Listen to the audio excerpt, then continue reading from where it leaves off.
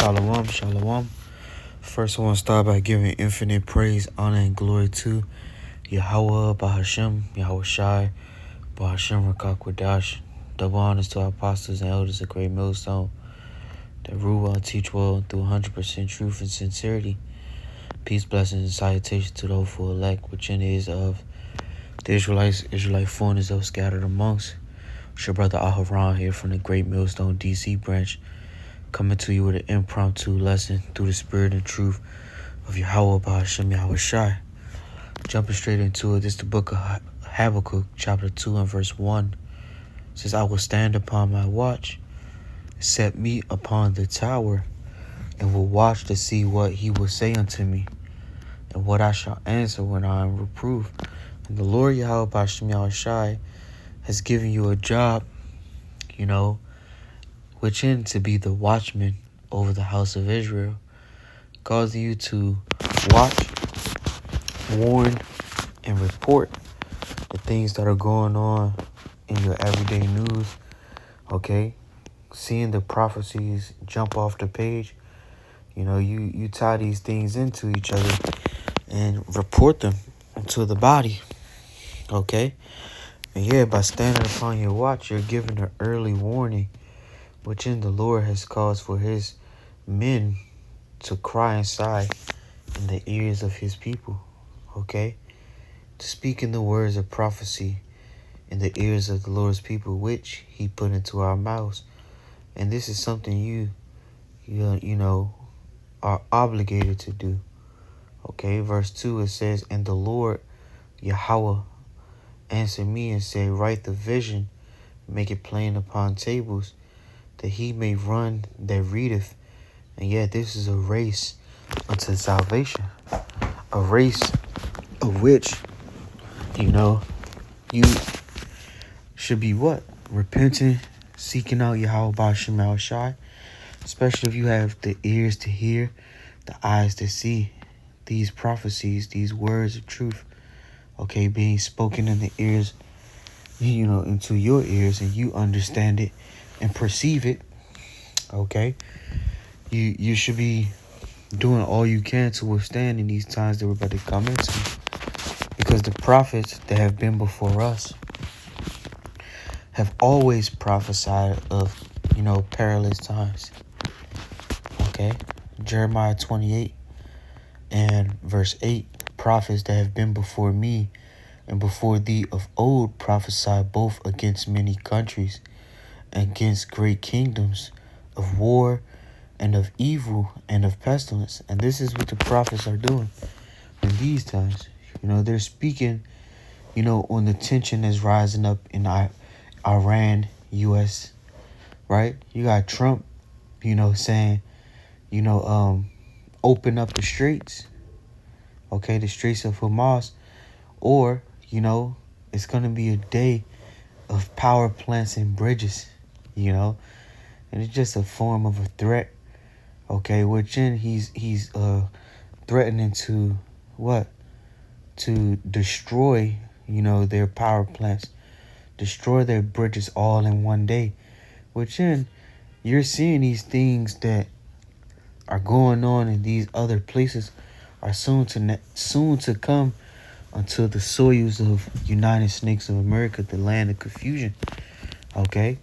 Which in this is why the prophets are forewarning, the people to turn back now while as you can, because it's only but a short time before the so-proclaimed allies of United States of America turn out to be, enemies of it, and you're seeing a lot of these people that they used to be hand in hand with, starting to turn back, okay? You got DJ Trump, basically trying to come up against NATO, right? You got the weak saying I'm strong right now. Iran, have thermonuclear capability to uphold themselves in these times, right? They've been preparing for war, and this is something that's going to continue to play out and get worse day by day. Soon you're going to see your fuel prices, rise and rise. Like Trump said, let the prices of the fuel rise, man. All right. You're going to see chaos, ramp up when there's no food on your store shelves. Okay. You're going to see chaos within the people, when they implement the drafts. Okay. Causing the so-called regular citizen to be put into war. Okay.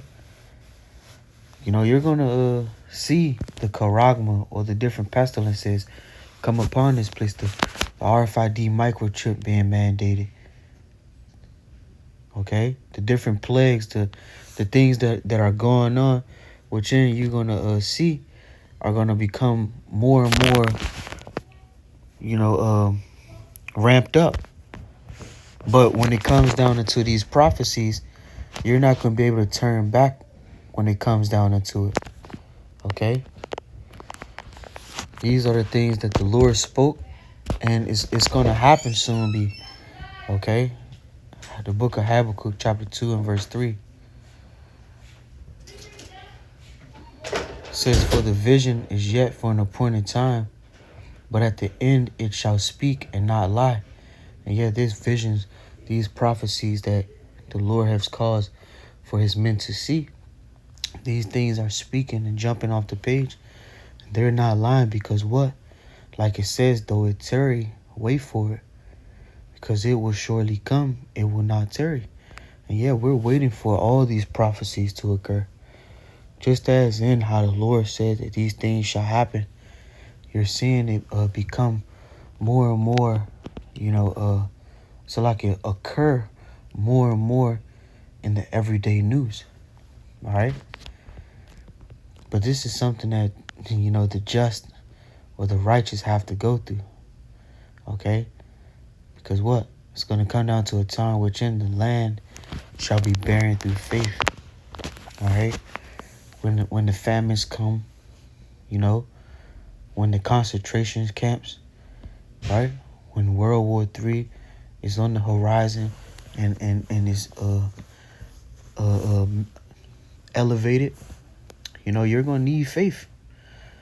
When it comes down to the men of the Lord, the just shall live by faith. Just like Habakkuk 2 and 4 says, behold, his soul which is lifted up is not upright in him, but the just shall live by his faith. And yeah, the wicked are going to become more and more wicked, It's going to wax worse and worse. But for the men of the Lord, they're going to have to live by faith in these times. And your job should be what? To continually stand upon your watch, warning the people, like the Lord said to do so. All right. Ezekiel 33 and verse 7. So thou, O son of man, I have set thee a watchman unto the house of Israel. Therefore thou shalt hear the words of my mouth and warn them for me. We have heard the words of prophecy. So by hearing these words, you should be giving out the warning to the Lord's people, telling them to turn back, to prepare, because what? Our salvation is nearer than when we expected. The old ways which you used to profess was not the ways, right? Folly was set in great dignity, right? But you 2/3, you're going to have to learn death by pain. And the Lord's not coming to save everybody. The Lord's only coming to save 1/3 of his people, which through this warning, the 1/3, the righteous, will hear this word, will hear the warning, and turn back and change their ways, because what? They have the eyes to see and the ears to hear the words of prophecy, which should be used for doctrine, correction, reproof, giving that early warning, unto what's about to occur. And this is the job of the prophets, to forewarn and to speak these things into your ears early, so when they occur, you understand that they were prophecy. All right.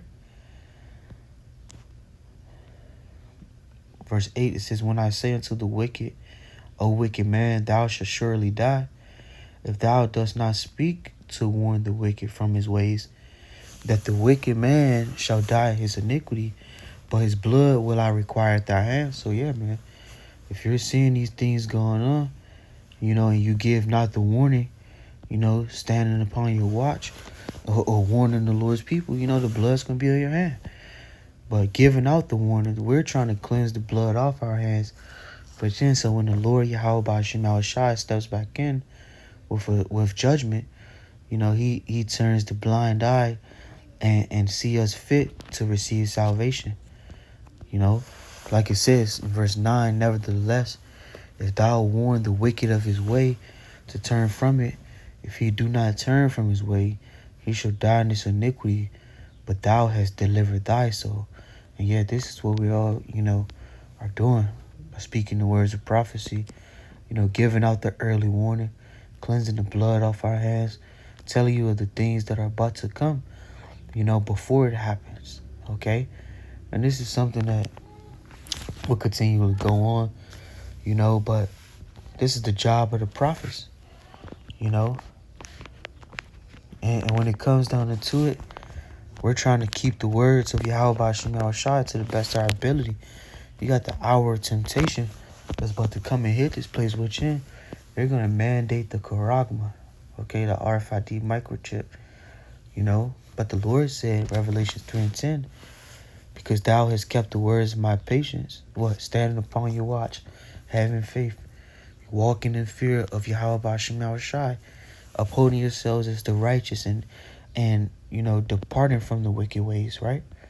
Because thou hast kept the words of my patience, I also will keep thee from the hour of temptation, which shall come upon all the world to try them that dwell upon the earth. And this is something that will happen. That charagma will try the whole world.